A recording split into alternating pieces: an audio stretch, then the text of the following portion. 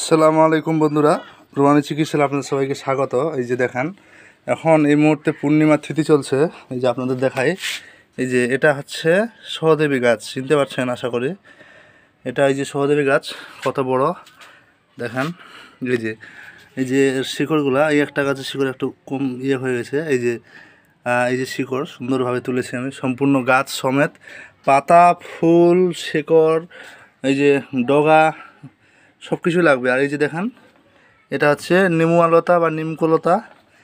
এই যে, আর এটা হচ্ছে বিছুটি গাছের শিকড়। বিছুটি মানে বুঝতে পারছেন?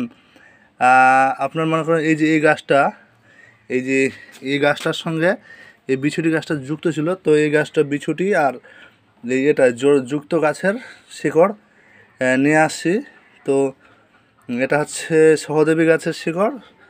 আর এই যে দেখেন, আর এটা হচ্ছে বিছুটি গাছ, আর এটা হচ্ছে আকনাদিল ভুল বলছি, নিমকলতা গাছের শিকড় সমেত নিয়ে আসছি। এটা হচ্ছে পূর্ণিমার সময় তুললাম।